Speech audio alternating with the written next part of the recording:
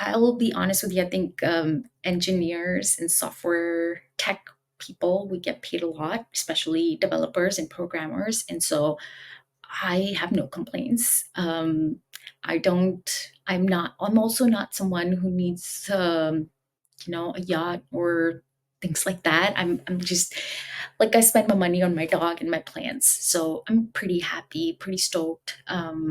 And just Welcome to Occupation Insights, where we discuss jobs and career opportunities. Hi everyone, today we're with Asmita. Asmita has been a software engineer for 11 years in a data analytics company. She gained her bachelor's in computer science in India before moving to the United States to pursue her master's degree. Now she is a coach, a mentor, and a software engineer. Hello, Asmita. How are you doing today? I'm good. Thank you for that intro. That sounds legit. Like I, thank you. Looking forward into diving into your career path because I've spoke with you earlier and I know there's a lot to share and a lot to learn for others. So let's not lose any time and tell us a bit about yourself. Um, I'm Asmita, like you said. Um, I don't like starting with my job as a description, so I'm gonna say I'm a dog, human. I'm a plant, mom too. And yes, the reason that I'm here today, I'm a principal software engineer at, like I said, a data analytics company. And I did my master's in computer science in India, North India, Punjab. And then I moved to the US, upstate New York, for my grad school, where I did my master's in computer science again. And then during that time for my summer internship, moved to, or I came to the Bay Area for this internship with the company where I'm still employed after 11 years. Um, but I just loved California so much and the Bay Area so much that the idea of going back to New York was really just sad. So I knew I wanted to move back to California, which I did once I graduated in 2012. Awesome. Can you tell us a bit more about how different the education was, let's say in India, and then when you moved here to New York? What kind of classes did you take? What kind of extracurricular did you have? You said you had an internship. Yeah, I think I had internships in India too.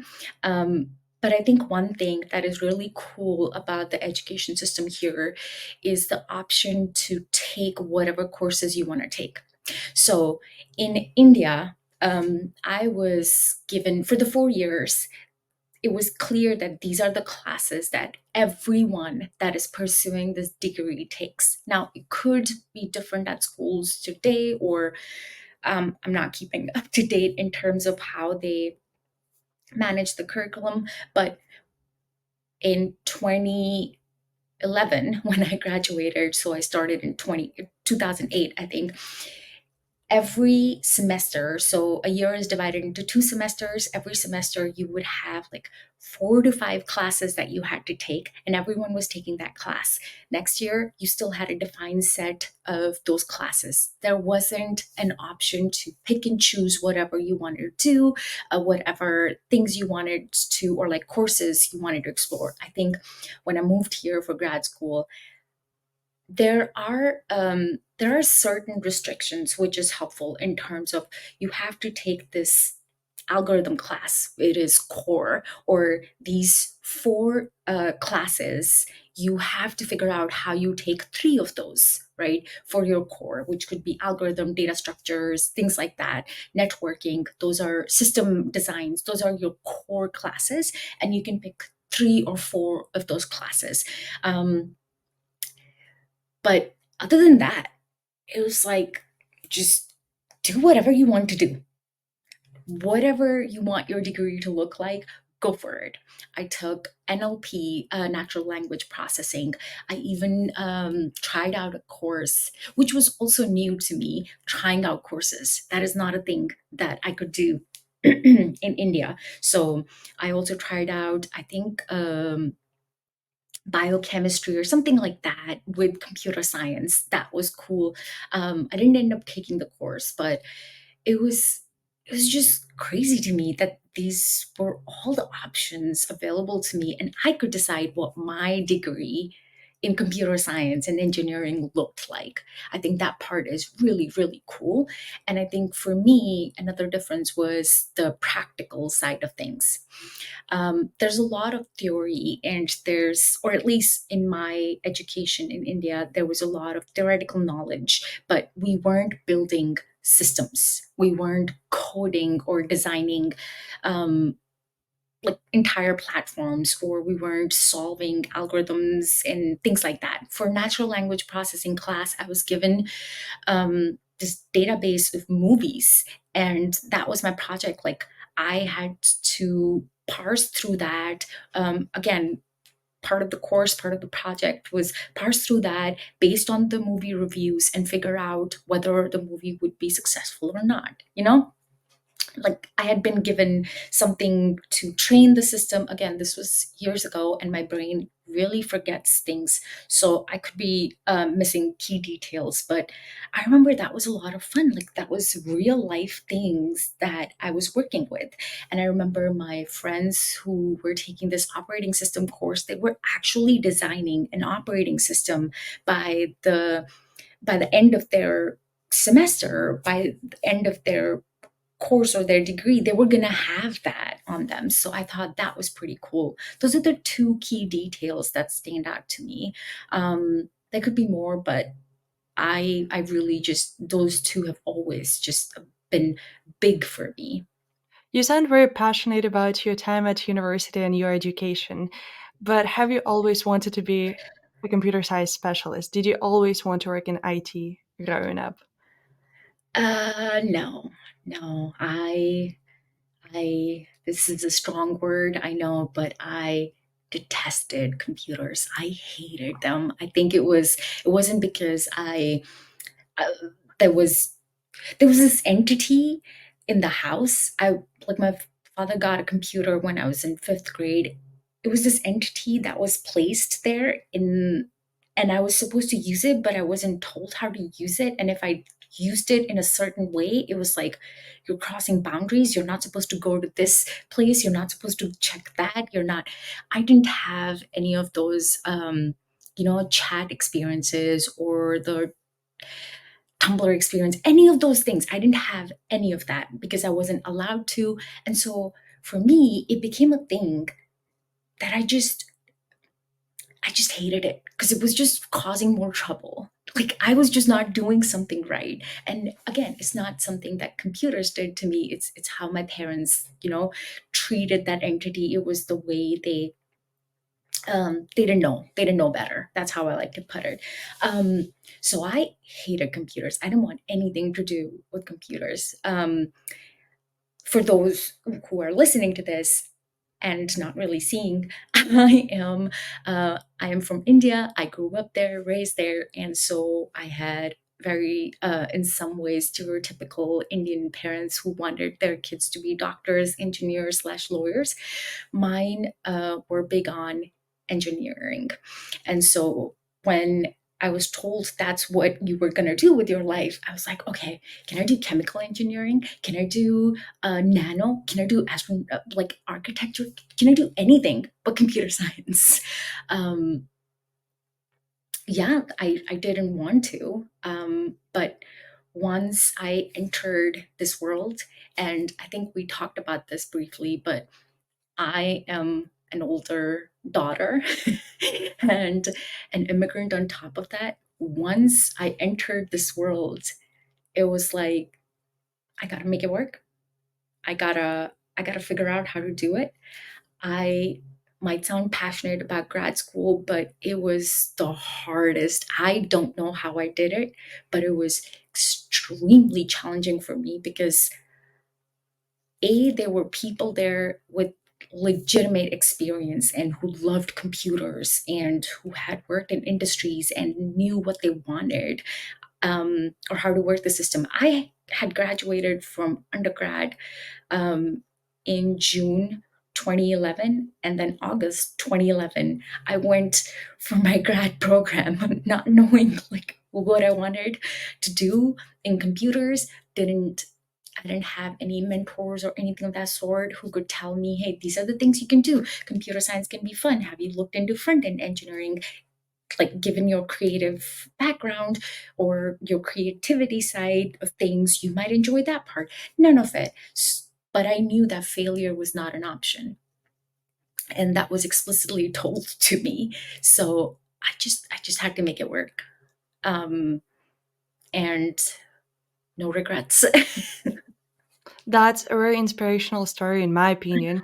And I Thank would be you. really interested to get to know more about how did you convert your first internship, or how did you manage to stay with that first company that you entered during your master's at university and stayed with them for 11 years? Was it the plan from the beginning? No, no. I have to emphasize that I have n- not had like really, really long term goals for most of my life. I have had goals in terms of, okay, I finish this, then I get to this, then I get to this, then I get to this. So by the end of my undergrad, I knew that I need, or like by the second year of undergrad, I was lucky. I had friends who wanted similar things. They were doing research, so it was quite inspiring and motivating to work with them, prepare for GRE and things like that. So I knew I wanted to move to the US, um, and I was figuring out what grad school there would look like and how you get to it. But in terms of, will I be staying at the same company for 11 years, or that wasn't the plan. I think the plan was to get the internship. Once I got the internship, then it was like to convert it to full time or find a full time job. I loved that place so much. It made me, for the first time ever, like computers, like computer science and engineering, and I enjoyed what I was doing. And so I knew if I went back there and did more of that, I could make a life out of this. Like, this could be a thing. Like, I could survive 1 year, 2 years. There was never a like 11-year thing, you know? I think what has made it possible for me to stay here is the fact that this company allows me to move to different projects. It has created opportunities, if there weren't any, to make sure that I'm able to work on challenging projects and get to the next level. Try different things. Like, I started as a quality testing, like quality assurance person with this company. And a year into it, they opened up this development opportunity in front of me. And I was like, whoa, I had no plans of doing this, but let's go. You know, why not? I started doing that, freaking loved it, did that front end, specifically front end engineering, did that for, yeah, like 8, 9 years. And then a year ago, I moved into DevOps, which is a completely different side of software development cycle. So instead of actually developing the software, I am creating infrastructure and platforms for the engineers to develop the platform. And just the fact that the company, once I raised my hand up and was like, "Hey, I want to move. I'm burned out. I can't do front end stuff anymore. I really need help. Please, can you find me a place?" And they made it happen. I have worked on 7 to 8, I would say, projects with or more in the last 11 years. And I have led so many projects. It's just, once the project is done, then if something's not challenging enough, I am able to talk to my managers and be like, hey, I'm not feeling motivated, not inspired. I need something exciting, a new challenge. I'm not learning more. And I've had managers who've been so cool to just be like, okay, that other person has an opportunity available. Do you want to go talk to them? Can I set up a conversation with the two of you? Which is really freaking cool. The ability to move within this company um, has just been, has, I think that has been the reason why I've been here for 11 years. I have not been doing the same job, the same project for 11 years because my ADHD brain would just have a very difficult time with that. I every a year and a half, 2 years, I've moved. I've moved to something else, picked up a new project, created, like worked on proof of concepts, um, and that just keeps me going. If you ask me if I'm going to be here 10 years from now, I don't know. I couldn't tell you. I really could not. I have no idea. It sounds like the company saw your potential and saw your enthusiasm and gave you that platform. And I'm curious to know what kind of skills do you think you offer to the company that they're so interested in value you that much? What kind of skills and knowledge or education does it take one to be a good specialist in what you do? Um, Side note, I am working on like in therapy and things like that, I'm working on just, being able to sell myself or like speak for myself instead of totally just like, I am trash. I don't know what I'm doing. Blah, blah, blah. So, this question and the response to it, like what happened within my body was very interesting because I was like, oh, I don't know if I have any skills. I don't know. But then I was like, wait, no, I just journaled some of my skills recently. Let's do this. Anyway, back to your question, the skill set. I think um, one thing that I know I am really good at is getting things done. Again, this could be my neurodivergent ADHD brain, which is like, ooh, I have a deadline. I have like a definite goal. Let's get it done. You know, um, I'm goal driven. Excuse me, I'm goal driven, and given a task, no matter how difficult it is, I will try my level best to get it done. I will find the resources, or I will ask for the resources that are needed to accomplish the task. There's also a level of um, here's the problem that I'm dealing with. Does this problem needs to be part of my work? Not necessarily, but do I need this problem solved to get to the end result? Yes. So does is it my problem now? Yes.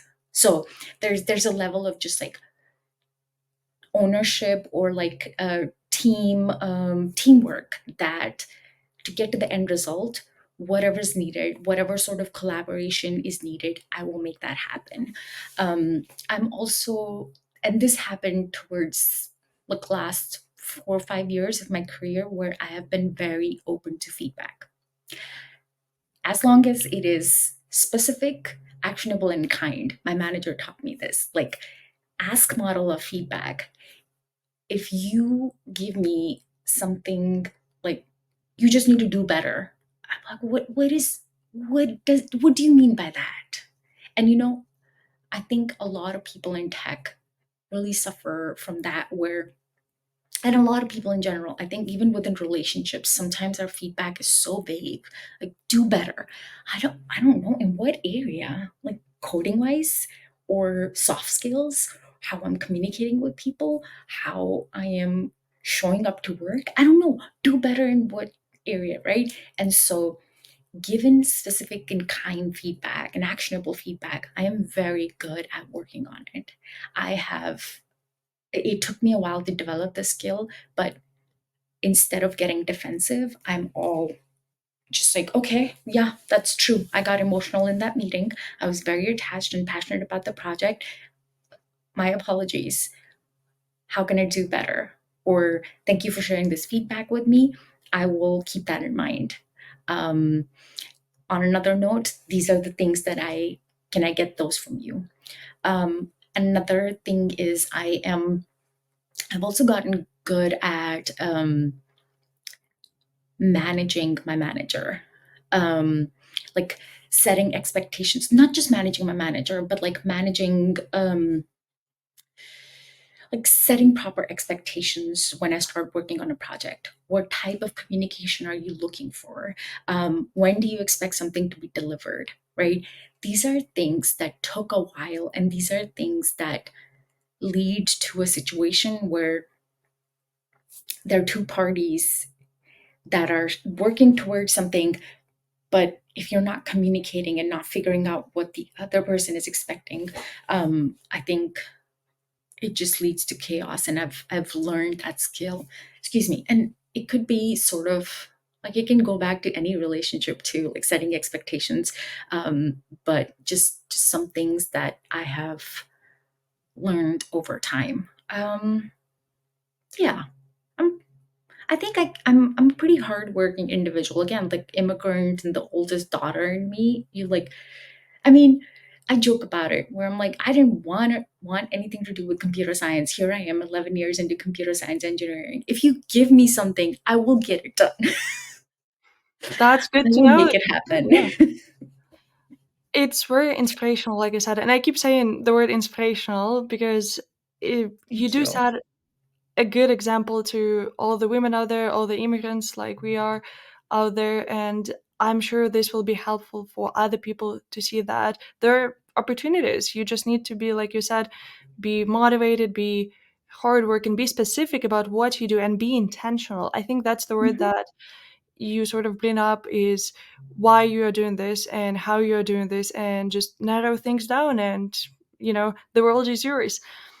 mhm. Let's get back to a little bit more specific topic is how's your day to day like? I know that you've been working on different projects throughout your career. And so right now, let's say this year, this month, this week, what do you do? Um, so now that I am back to IC role and I'm not leading any projects and such, my day is very it's very back to the entry level or senior software engineering level, which felt really good. I'll be honest, it is. I was really burnt out when I moved to this team, so this was an intentional shift. My day is maybe one meeting. It could be a working session with a team member, half an hour. Sometimes I've also had working sessions that have been like 4 hours long, so it just depends. But my day is, um, most of my team is in Poland, so I try to start my day early, and then end it early too. But I try to join and maybe just check in with the team if anything's needed, blah blah blah, status updates. After that, I pick up my task, see what needs to be done for that. I have an epic or a story that I'm working on, like a ticket that I'm working on, whatever needs to be done for that. Lots of coding. Again, maybe half an hour long meetings, if that. Otherwise, yeah, lots of coding. Um, I work out in the middle of the day, which was around noon, um, have my lunch, and because I work from home. So again, back to coding, and by 4:30, sometimes 5. Now, sometimes it's also been 6. It's just depends on how my brain is doing that day, whether it's in the zone and it's trying to knock things out, or if it's just a really slow day, then I'm not going to push it. Um, so I'm gonna try and get whatever I can do, and I then I have time for my hobbies and my little projects. Um, yeah, I can talk more about those, but my day to day is very much lots of coding. I again, like I said, I work on infrastructure for the developers, which means when there are issues with that, when it breaks or things like that, there's a lot of interrupt driven work for my day to day work, right? So even if I start my day with a task, something, someone posts something on Slack and is like, hey, I need help with this. And I could just end up, my entire day could end up just, you know, debugging that situation for them, setting up whatever needs to be set up for them, reaching out to another team, asking for whatever they need. So it can be a lot of putting out fires too. um, Lots of PR reviews because my team is with five people, something like that. And so everyone is writing code. So reviewing each other's code is also important. But it's a lot of just answering people on Slack and being like, hey, what did you do for it to get in this state? Can you provide links? And okay, it looks like the tests you wrote are the problem, not the infrastructure. So can we fix that? You know, that sort of stuff. You've been living in a Bay Area for quite some time, which is also a high cost of living area. And so, if we talk about the financial aspect of things, how has been company treating you for so long? You've been with the same company for 11 years. I would expect that the compensation was also on par. Mhm. Can you tell us a bit more about that? When you Yeah, started, now? yeah. So I like after our initial call, I did some research into looking, but I was definitely paid above average for national average, not Bay Area average, national average. So my starting was below 100K back in 2013. I don't mind getting specific, but it's up to you whether or not. It was below 100K, but today the starting in Bay Area is between 110K to 130K is what I saw for software engineers. And then yes, um, I joined the company very like 2 years or a year after they went public. So I got lucky, not too lucky, but I got lucky. And and so they have been very generous. Things have changed within the company, obviously, after, you know, 10, 11 years of them going public. But I'll be honest, I feel well taken care of. They're good in terms of bonuses, and they are I've also been like given your performance and things like that. Bonuses are given out. They also do spot bonuses, which is just like extra money if they're particularly happy with a certain project that you've worked on, things like that. Lots of perks. We get this quarterly stipend that you can spend on whatever you want. Sometimes I spend it on plans. Um, let's see, insurance is pretty great. We also have coaching, like 10 sessions and things like that available through, I forget the platform. Yeah, Better Help? No, I could be wrong. Um, then there was also a time when within the company, they do development or um yeah, women in engineering development program. I was a part of that. That was like a 6 month program that they did for senior engineers or up and coming women managers, and that was pretty neat. We got a coach as part of that, and then I requested, hey, could I extend my coaching program because I just really enjoyed it. And they were like, yeah, sure. I got a coach for another 6 months, and that was a different coach. And we ended up working on a bunch of things. Um, yeah, I think, again, I'll be honest with you. I think engineers and software tech people, we get paid a lot, especially developers and programmers. And so I have no complaints. I'm also not someone who needs, a yacht or things like that. I'm just like I spend my money on my dog and my plants. So I'm pretty happy, pretty stoked. And just, you know, just it's like grew up in a freaking city in North India, Punjab, and I'm just really freaking happy with what I've been able to do with my life and what being in tech has afforded me. So I have no complaints. But in terms of bands, today I think I had this.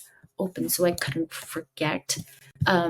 Senior software engineers in San Francisco Bay Area, their median total compensation is 300K. Just insane. It's insane.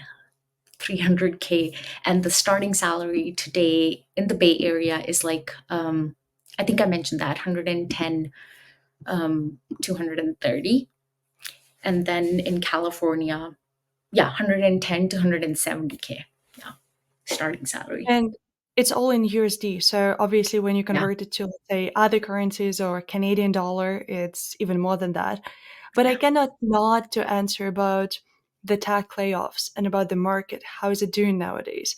We keep hearing about mass layoffs, companies going through turbulence. Do you feel like if somebody wants to enter the field of engineering, computer science, DevOps, do you feel like it's a good time or do you feel like they should wait? I think it's still a good time. I think, um, I think, yes, the tech layoffs. I got lucky. My company went through a bunch. My friends got affected, and like last year, we went through those twice, in the sense that I knew people who got affected by it. So, I mean, the company went through a bunch, but two of those really affected my people, and I I I spent the entire day thinking I was going to be on the chopping block too, and just I don't know. I got lucky, is what I like to say. Um, I think, given the skill set that we have, um, it is still a good place to be in. Now, if you're asking me whether someone in India should immigrate to the US, that is going to be a different answer. Um, because of just immigration in the US and how difficult it is to it is stressful. If I were to lose my job, I would have 60 days to find another job. And if I don't, then I'm out, you know?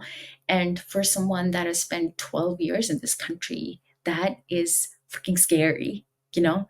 Because you, like, if you don't find something in 60 days, then I don't know. I don't know.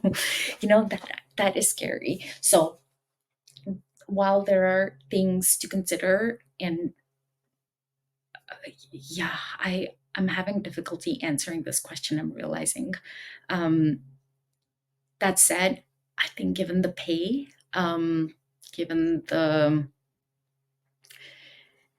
you know, yeah, given the pay, given the perks, given the lifestyle, the financial security, if you make the right money choices, like if you get into tech and you're spending all, like you're not saving money and you're just spending it, the lifestyle creep of things, then after 10 years you're still going to feel like you have to keep going, keep staying in tech.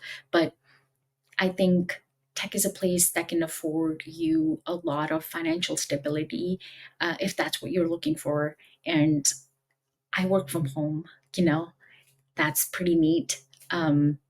I would say it is still a good field, and it has a lot of quirks, quote unquote quirks, and a lot of negative things to it. But um, I cannot argue with the financial stability that it has afforded me. I cannot. And so, if somebody had to become you in the future, had to work in DevOps, had to have the same career path, and wanted to get to the same level of success and income and just lifestyle, where should they start? Let's say first Honestly, year student. honestly, I know so many people who have done boot camps, not like college degrees and things like that, which obviously helps. Don't get me wrong, it helps. It helps you get your foot in the door because your resume has the stamp of accredited university, and so that affords you a bunch of interviews and things like that. Which is great. Networking is really important. I suck at networking, so finding this job, first job, was really hard for me. But Yeah, people are really good at it. Or networking can also be just like sending LinkedIn messages and not really worrying about how people perceive you, blah, blah, blah, blah. Don't get in your head, sort of thing. But I think I know a bunch of folks who have been able to do 3 months, 6 months boot camps, and then they're working with a company or a program that is collaborating with a software company. So that means that once they're done with their boot camp, they can have an internship, with at the company. And that's again getting your foot in the door. Once you have an internship, it's about you, how you develop and how you show your skills. It's within your power then. Once you get your foot in the door, and once you have an internship, and once you have an in, then it's up to you how you show your skills and things like that. I also want to say, like, tech is complicated, and my statement that it's all up to you can be taken in a sense of, like, it's all about merit in tech. I don't agree with that. There's a lot of politics that is involved, but there are controllables, and then there are things that you cannot control, which is the politics side of things.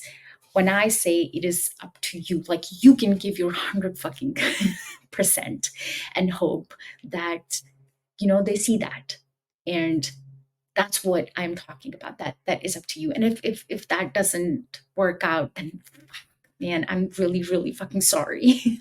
um Sorry, I cuss. But like, it it just like, there are options. You don't have to go to the bachelor's and then master's and then the debt that you incur from all of those schools.